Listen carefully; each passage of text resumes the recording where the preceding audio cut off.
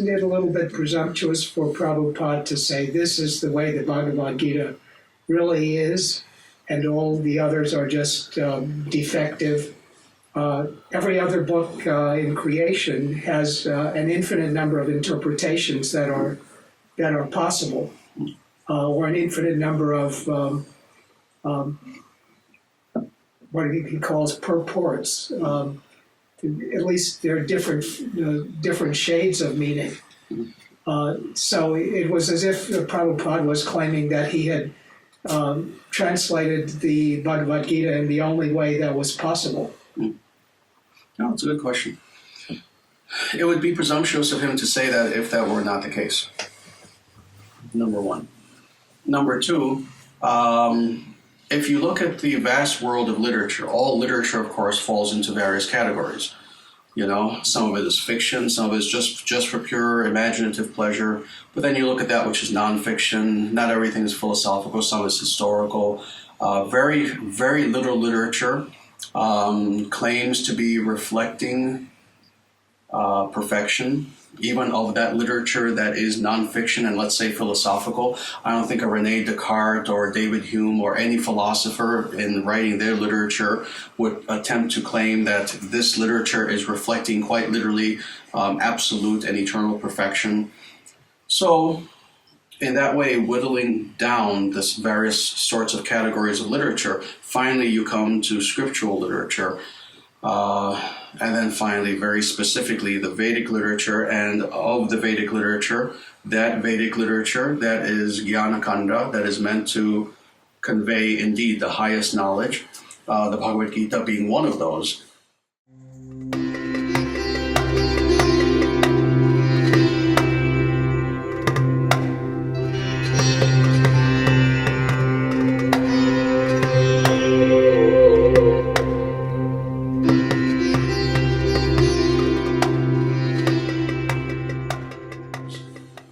My point is this, that the Bhagavad Gita is not like any other sort of literature in that it is indeed claiming that it is revealing the highest and perfected absolute truth. You know, not just a fictional story, not just a historical account, not just all the many things that the entire world of literature does.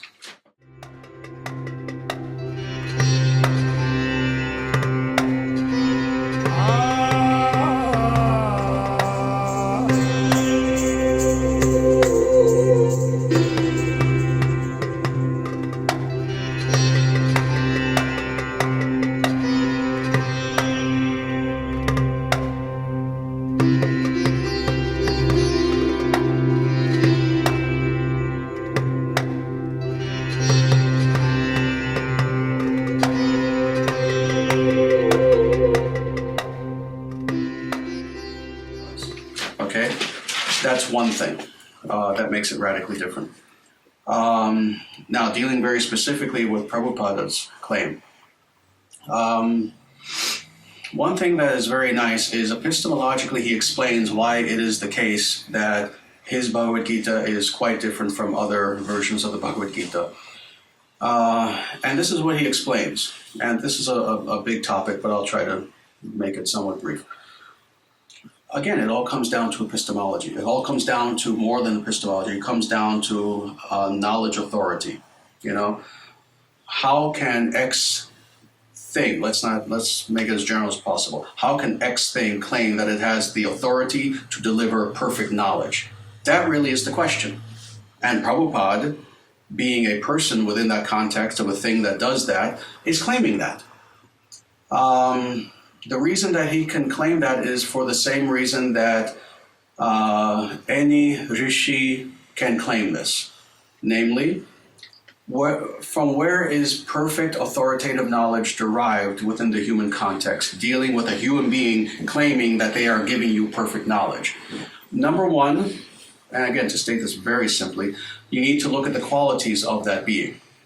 Okay, here is a being, I am giving you perfect knowledge, the being is saying. Okay, the being is an alcoholic who really doesn't practice spirituality, meditates, whenever he finds the time, hasn't really studied a lot, hasn't really had a lot of inner realizations, and you get the idea.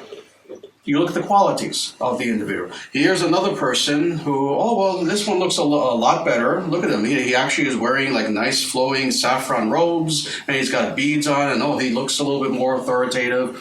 But again, you look at the person's qualities, he's not quite following what he's saying, et cetera, and you get what I'm saying. You look at the qualities of the individual.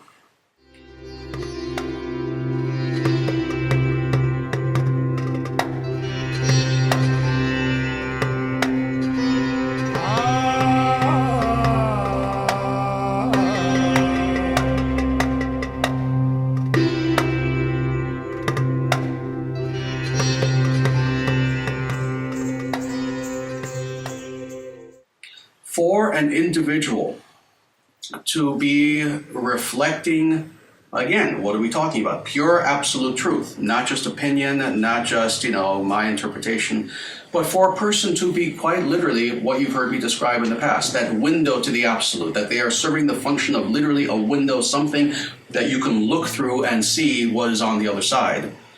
They need to, in their own personal character, reflect that perfectly. In other words, their own ethics, their own morality, their own behavior, indeed, has to be perfect. Perfect.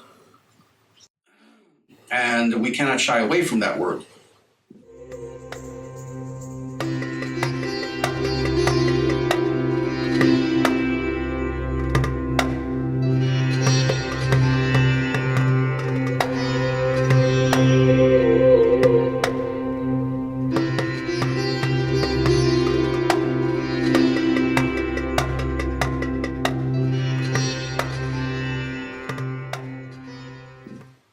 This is why whenever we think of the greatest sages in history, beings who have founded world religions, just the greatest sages, they're not portrayed as, they were great, but, they smoked a little cocaine on their side. Oh, but that was their only problem.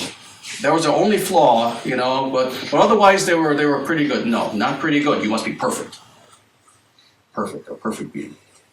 And of course, what do I mean by perfect? Not that you don't get ill, you have a material body. What I'm talking about is in your qualities. You must be a perfect being. That's the first thing. Second thing is, when it comes to pretentiousness, pretentiousness does not exist in a pure collectivity, but is a radically individualistic phenomenon, by definition. So in other words, if Prabhupada were saying, the reason why my Bhagavad Gita is the best of all is because I am the greatest authority and I have the greatest mind and I have the ability to do this, blah, blah, blah, that is pretentiousness. However, he couches his claim to authority instead upon what? The collectivity of a parampara. So in other words, he says, no. What I am writing is not representing me at all. I am only doing my best to represent the Siddhanta, the philosophical conclusion, as a representative of my guru, as he tried to do as a representative of his guru, and etc., representing the entire parampara.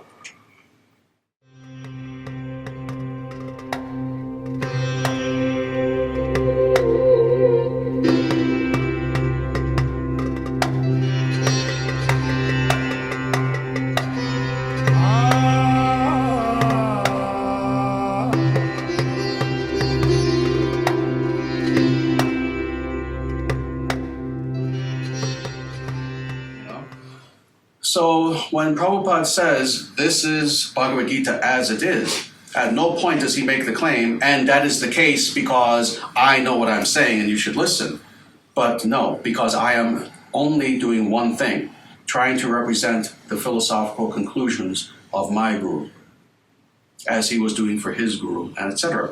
So in other words, he was not representing merely himself. He was representing quite literally the system, the parampara. See, this is how truth is revealed Vedically. Is that it's revealed first to the original Rishi who achieved perfection, and that original Rishi becomes, again, a transparent via medium. That's a fancy way of saying like a window.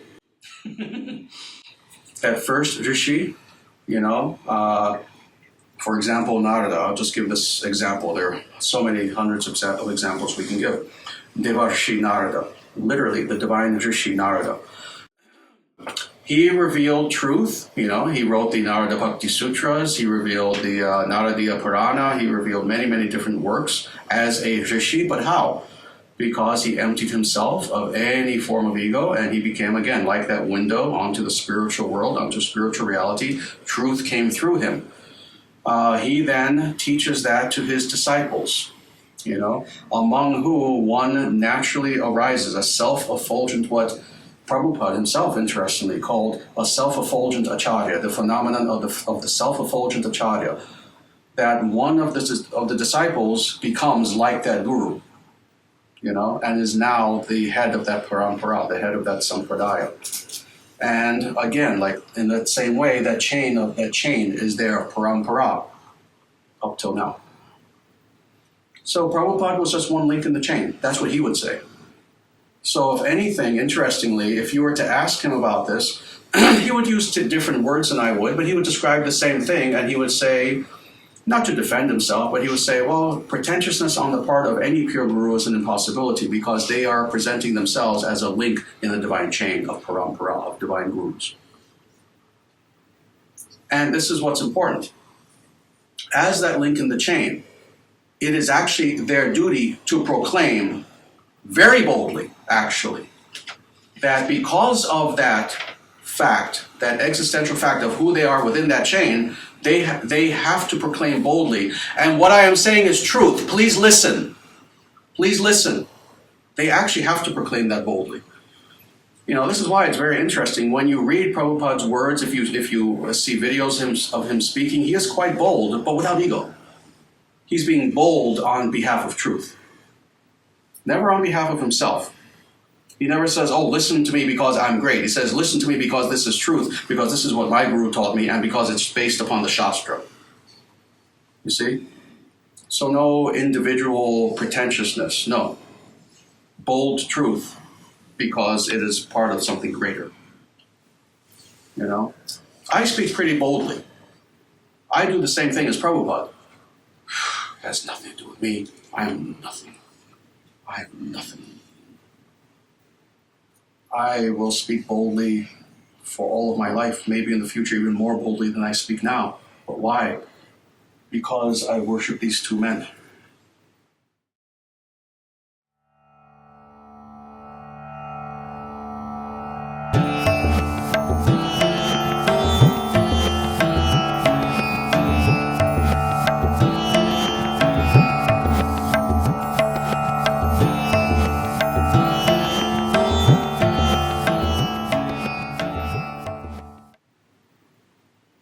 Because one I never met, I only saw him from afar once in my life, Prabhupada.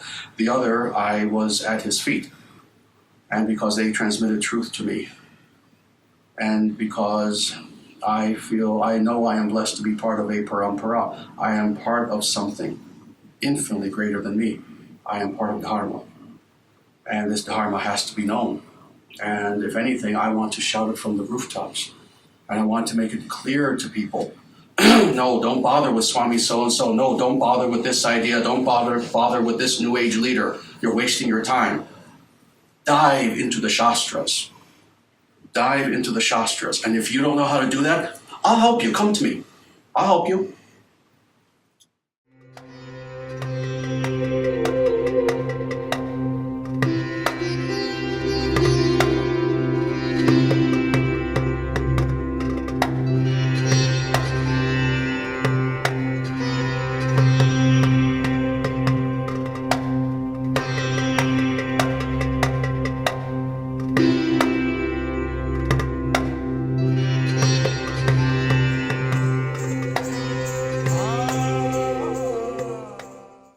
It's not a pretentiousness.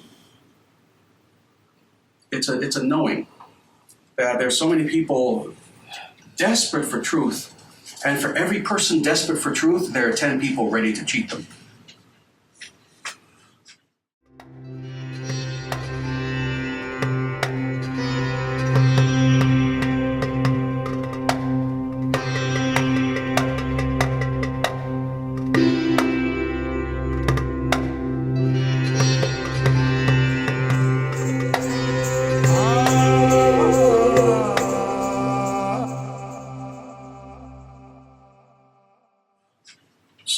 do we prevent that from happening?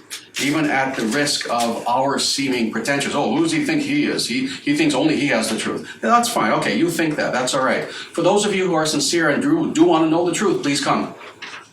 Please come. Sit, listen, see if it's not the truth. See if it is not reasonable. You know? So that's the risk that someone who truly boldly has to teach the truth, that's the risk that they themselves always have to take. That someone will think, oh, who does he think he is? Isn't he just being egotistical? Isn't he just, criticizing everyone else? He thinks he's better than everyone else. You know, this disease of radical egalitarianism and envy that is the hallmark of specifically the 20th century, now into the 21st century. Instead of laying our head at the feet of proper authority.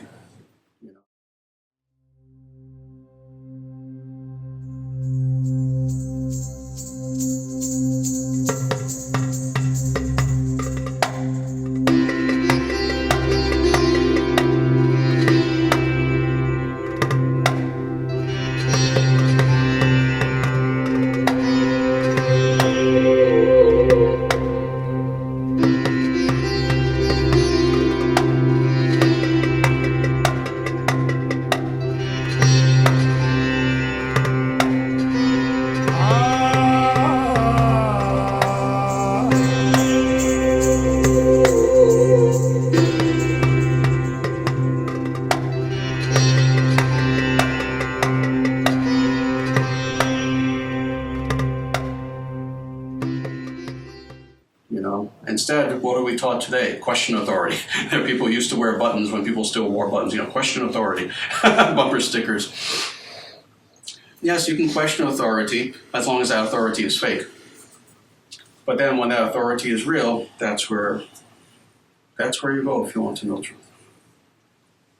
And that's always the conundrum for someone who truly has truth.